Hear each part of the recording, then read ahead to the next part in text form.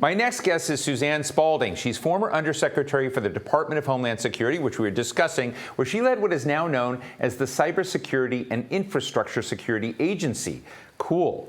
She now directs the Defending Democratic Institutions Project and is now Senior Advisor for Homeland Security at the Center for Strategic and International Studies. Suzanne, it's great to see you as always.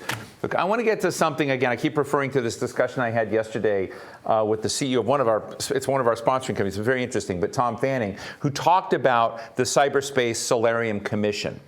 And of course, you were a commissioner on that, and you have tweeted out about how, I mean, it's rare. I mean, let me just be honest with the public. We have a lot of commissions out there, but few that are efficacious, whose ideas actually become law. Can you give our audience an understanding of the Cyberspace Solarium Commission and what its task was, what it's achieved so far, and what you think we still have to do?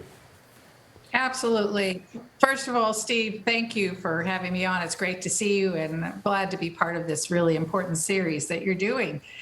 Tom Fanning was a wonderful colleague on the Cyberspace Solarium Commission and brought a very important perspective from the private sector. The commission was established by Congress, and it had there were 6 of us from the outside of government, who were on the commission, and then we had 4 members of Congress, bipartisan, bicameral, so House and Senate, and then we also had the executive branch, the most senior officials from the key departments and agencies. So we had a lot of good ground truth and really smart people developing these recommendations. And you're absolutely right. I've been involved with a lot of commissions. This one was the most effective, most quickly, right out of the gate. And I think that is attributable largely to our members of Congress who have worked this so hard on a bipartisan basis. So we have recommended the creation of a national cyber director, and there is now a national cyber director. Congress did enact that, and that's really important out of the White House to coordinate all of the efforts across government and across the nation, including the private sector, around cybersecurity, so we have a coherent approach. We recommended strengthening my old organization, as you mentioned, the Cybersecurity and Infrastructure Security Agency. It needs to be resourced appropriately for the huge mission that it has been given, and that is happening. Congress has bumped up its resources, and that's important. Another part that doesn't get a lot of attention, we called for the creation of a continuity of the economy plan, and that was enacted. And that is about our resilience, right? We can't assume we're not going to have successful cyber attacks. We're seeing them every day. So how do we plan to be able to respond and recover from those much more quickly and continue critical functions for the public? So those were just a few of the many recommendations that have already been enacted. Suzanne, I want to ask you a question. Again, I'm not sure. Sometimes I ask questions and winging it. I'm trying to frame things I haven't asked before. But I just watched the new James Bond movie out there, and it's great. Everybody go see it. It's nice. It's sad in the end, but I won't tell you more. But I think the bigger thing is I read David Ignatius spy novels, which are very different. David Ignatius spy novels involve a lot of cyber hacking, a lot of cyber warriors. And they are not IBM Dress for Success types in his novels. They are a very different breed and character people, often brilliant, obsessive, very different folks than we typically see in polite society in Washington, D.C. or elsewhere. And I have been abroad, and I've met a lot of these people that are doing this thing in their governments and for other companies. But I'm just wondering if America has a good pool of them, because when we think about those folks that are hacking, preventing hacks, who are out there, I'm just wondering whether or not the social norms we have in society are allowing enough of these creative, very interesting people to come and work in a culture for the U.S. government, because I do see them on the Russia side. I don't see them very much on the U.S. side. Tell me where I'm wrong. Oh, no, Steve, you're absolutely right. And I do think the government's getting smarter about that. In terms of getting authority to hire people who don't necessarily have that PhD in computer science or even a college or even high school degree, right? But who display an aptitude in this area. And sometimes that aptitude is simply a very curious mind. Sometimes it is a systematic way of thinking, right? But understanding the generic skills that you need to have to be successful in this area, and making sure that we are reaching out to a very diverse population, right? That we are bringing in a diversity of voices. We can't afford to have any of our talent sitting on the sidelines. And we've discovered increasingly over and over and over again the importance of having diverse viewpoints. So we've got to do all that because there is a huge shortage. The other thing I think, Steve, I love that your series is about a more perfect union. One of the commission's recommendations, very important to me, was to reinvigorate civics education in our country. And part of that is to reinstill a sense of civic responsibility. And so I think if we helped educate people of all ages about the importance of democracy and the role of individuals, we might have more of these creative people who think positively about taking on a role in government of public service. Suzanne, we have a couple of questions from our audience. I'm going to try to merge them. And one of them is about, who are the big worst players in the world? It reminds me of those shows like, who's the worst person in the world? But who's the worst country in the world? Or the worst criminal network in the world, when it comes to cybersecurity? But I want to ask in a different way. We talk a lot about Russia and China, even Iran.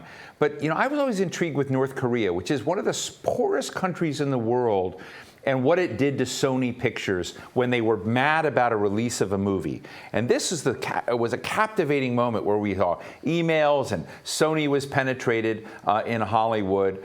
And North Korea seemed to have, incredible cyber warrior capacity. And it's one of the, so I'm just wondering, do we have a blind spot of thinking that big, well-resourced countries are the front of this? Are there small players out there that matter? Well, we've always talked about the top four: Russia, China, Iran, and North Korea has long been on that list of countries that we worry about the most. It's interesting. We used to think in terms of, we still think in terms of capacity and intent, right? When we look at these nation states, what you really worry about is destructive intent coming together with a high capability. And we've long, said Russia and China do not at the moment have destructive intent, but that could change at any moment, right? Depending on what's happening in the world. Iran and North Korea have demonstrated destructive intent. The Sony attack included a destructive attack that bricked many of their computers in their network, but they have not had the capabilities. But the capabilities are growing every day. The tools are becoming ubiquitous. They can download them. What North Korea seems to be most interested in today is stealing money. So we talk about states like Russia and China using and supporting and providing refuge for criminal actors. But here we have a state that is engaging in criminal activity in trying to steal money to prop up the regime. And that's where North Korea seems to be demonstrating its capabilities and devoting most of its attention these days. But we do have to understand that these skills will be available to more and more nations. Let me just ask you finally, Suzanne, Facebook is very much in the news with revelations, accusations that its leadership actually turned a blind eye, perhaps even promoted material that divided this country and the addictive dimensions to that. And I guess my question is, that's a different kind of cyber threat than we're talking about for the most part today. But it is an interesting cyber-based threat when it comes to the solvency of democracy. And I just love, I know you're smart on this stuff. Like, what do you think about that? Steve, you are so right. And again, it's one of the reasons that the Cyberspace Solarium Commission wound up with recommendations around disinformation. And one of those recommendations was to reinvigorate civics education, to build public resilience against that messaging that would seek to divide us, right? Let's restore a sense of shared values, of those fundamental principles of our democratic republic. Let's empower people to be agents of change.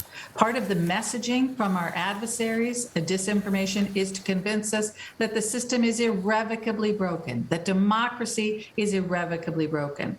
But democracy's promise is its capacity for change. if we are educated and empowered to be those agents of change. So I really do think the platforms have to step up. Their algorithms are a huge part of the problem, and they have to step up and do the right thing. But we also have to re-educate ourselves about what it means that we are a government of, by, and not just for the people.